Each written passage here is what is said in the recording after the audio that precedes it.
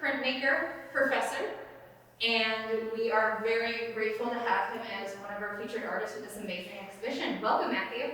Thank you. To get started, why don't you go ahead and tell us a little bit about yourself? Well, aside from being a professor of art,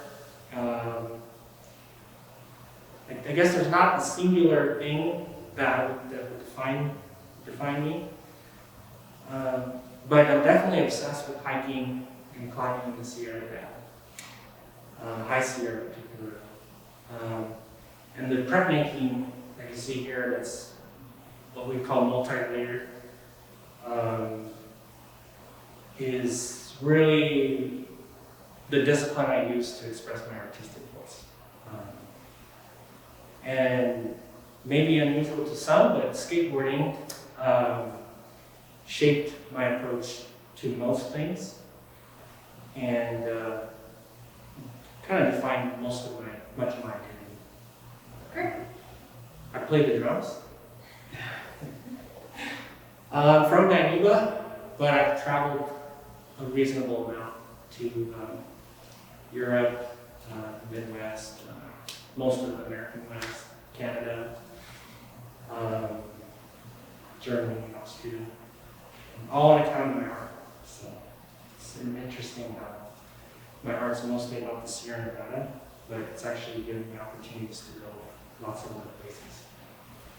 Do you think it's something where it's resonating with people from other parts of the world? I hope so. Because it's really just a visual language that I'm using.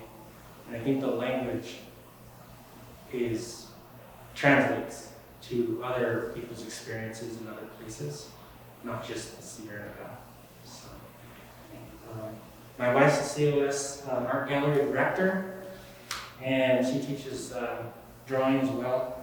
And we have two sons, Leland and Warren, ages 3 and 1. So that's a major aspect of who I am now.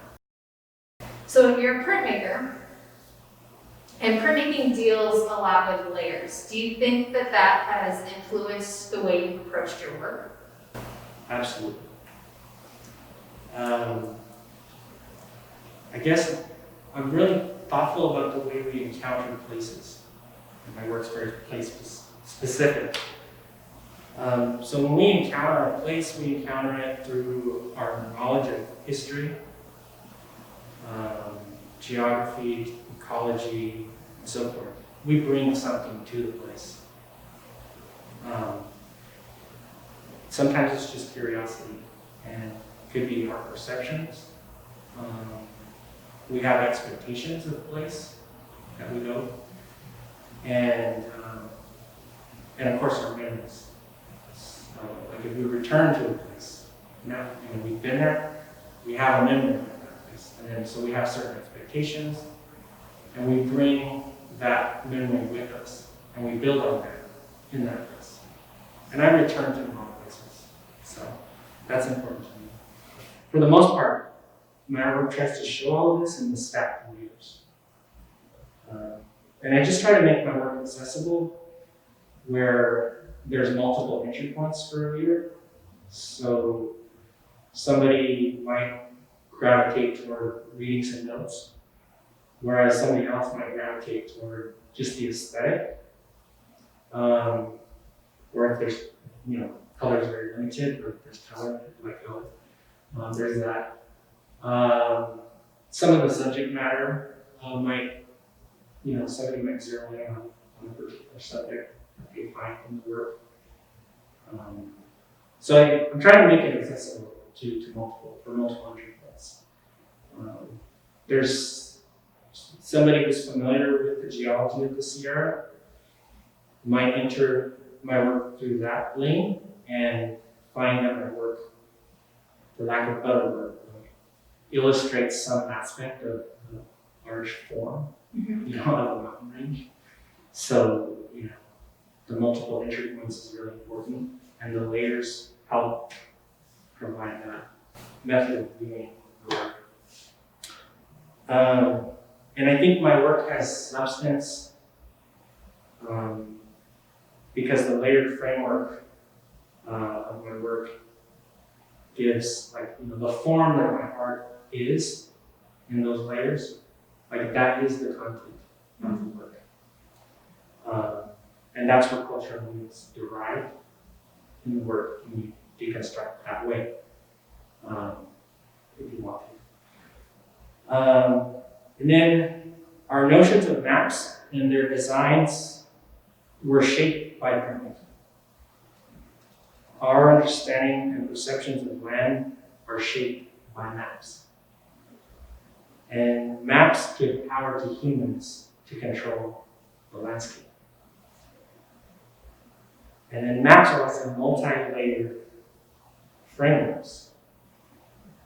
And all that language originated with printmaking. So it seems very obvious to me that that's the language I'm going to use. So that's that graphic and coded language that I usually refer to.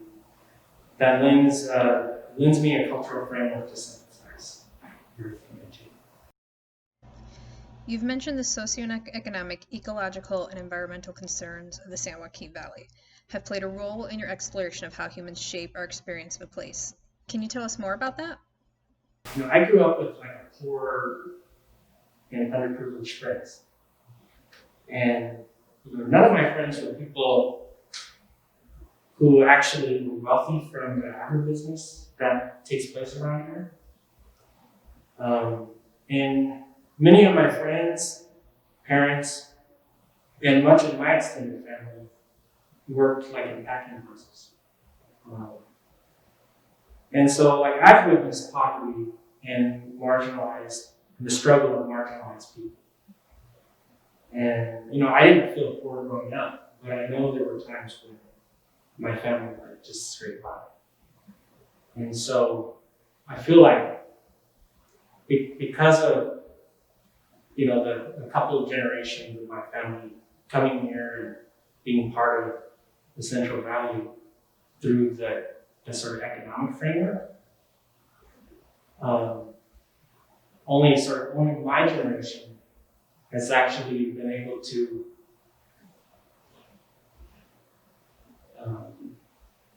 have that curiosity and run with it, to be able to like go out into the wilderness and spend some time out there, appreciating it and learning how that impacts what's taking place here in the valley.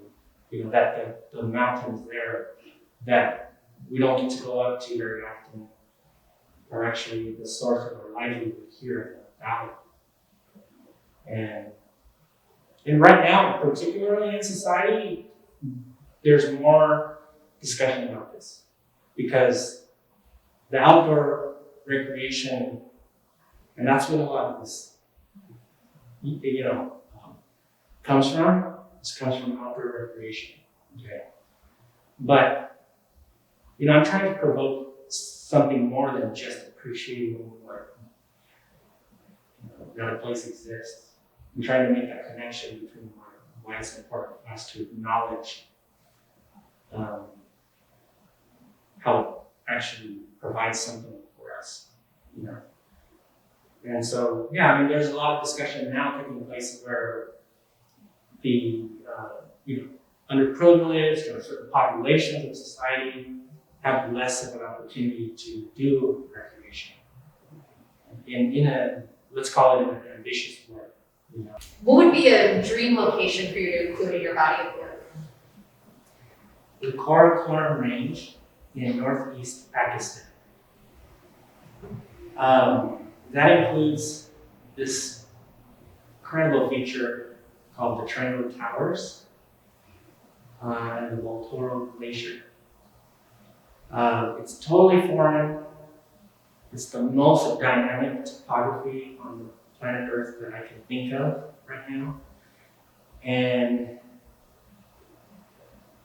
if I could devote a few years or more to that place, I think I would have something substantive to say about it. I wouldn't be able to tell you right now what that content would be, I just know that it's definitely a place that's rich with possibilities for, you know, there's just so many levels of possibilities of what somebody can express about the landscape beyond just someone applying there some feature. And that's mostly how we in society learn about that place, is somebody climbs some feature out. But I think there's a lot more that can be expressed about the place.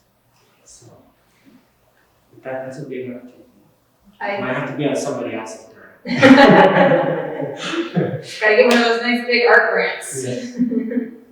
Is there a location that has been your favorite or one that you just keep coming back to? Yeah, directly east of here is the Kauai Peaks Range, and the portion of the Great Western Divide that's located in Sequoia National Park. And that particular part of the mountain range has always captured me and beckoned me to be out there. I mean, it literally screams at me every day that I can see it from the route. It's like, come on, where are you at? So that place really calls at me, and that's really my favorite region of the Sierra to go to. And it's really this, again, it's the source of our livelihood where we are right now. So when you're doing your field research, the drawings and the photographs are you taking, are those things that you already know how you're going to use them in your work, or does that come together more when you get back to the studio and start reviewing everything that you have? It's a little bit of both, yeah. I like this question because it's not just a linear answer. And I think of the drawings, some of them are on location. Some drawings I do in the studio that provoke me to go on location. The photographs and the drawings, to me, I frame them more like note-taking, just as much as writing down what time you arrived, what features you saw, and it basically kind of gives me like a spatial awareness. So sometimes the photographs are just like a note-taking method for having a spatial awareness of the place that I explore. And the compositions take form after some initial field research, and then the compositions lead me to follow up with more field research. So for example, in these pieces here, this Togats, this panel here called the Palisades, this one called Rio Blanco, and then, these two in particular actually. These were follow-ups to the other four. Okay. Because the last two are really focused on the Kauai Peaks and the Great Western Divide portion within Sequoia. And these really brought me over to Kings Canyon. And so because I formatted this work and I wanted it to contain all of the upper reaches of the Kings Canyon, and the Kings River, all the way down to the southernmost portion of the Kauai River, that gave me the framework to build on. And so I did all of the hiking that I did in this region was to complete this work. Whereas I already had a lot of previous experience in those places on the other campus. So this is kind of a split where it's like some of it was follow-up, some of it was provoked by a drawing I did in the studio and then went out to get more inspiration and to get more details about the landscape. And to just place myself within it so that I had like a very tangible an embodied way of knowing that it's there and feeling that. Was there anything else you wanted to add? This, again, this is like, I had this like curiosity to just go up into the Sierra and just see what was out there, because I was attracted to it as just like a dynamic form that, as somebody who was learning to draw and paint, found that like very palpable, and I wanted to make pictures about it. But the meaning and the content and the research and all of that didn't come till later, until my curiosity kept developing more and more. And so that's where that awareness of the place comes, is when you follow that curiosity and you want to be more thoughtful or thought-provoking when you're making artwork about the place. And so I've learned, that the area that that is now the San Joaquin Valley, or Tulare in Kings County, has been completely transformed by the land's historical ecological character. Up until the mid to late 1800s, this region was called Chagall. And this was the Aboriginal or Native American people, what they call it. And so there was a vast wetland, a 700 square mile lake, old growth valley oak woodland, grass prairie, and one of the densest populations of Native American tribes in North America. All this was sustained by runoff from the High Sierra and a very high groundwater table. Today, the region's formal ecosystem has been colonized and replaced by agriculture formally, and now agribusiness mostly, along with the big box store culture.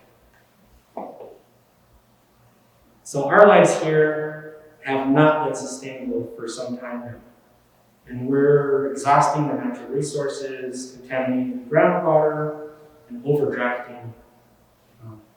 contaminating the ground, and overdrafting from our groundwater. My grandparents moved to California from Texas and Mexico when my parents were very young, and they did farm labor mostly. My grandpa and my grandma played an instrumental role in the National Farm Workers Association, led by Cesar Chavez. And my grandpa and one of his brothers opened up a Mexican market in Rosa. And so, it still operates today called Mexican. I'm having it for 16. And so that's kind of like how my family entered into this landscape, and the way my family has been able to get by or sustain ourselves in this landscape. And so we're part of the framework or the system that governs this place and draws its resources out. We're part of it. We're part of that heritage and the landscape. They worked for the agricultural facet of the land. And so, I'm careful about just saying, what's wrong with this place, and not also being aware of that I'm part of this place, and I'm part of whatever problems are associated with this place, because I live here and I use its resources.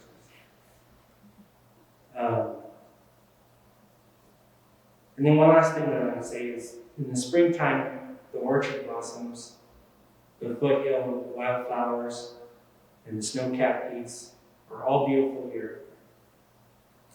But there's still a lot of poverty, social and environmental problems, and historic trauma hidden within it all.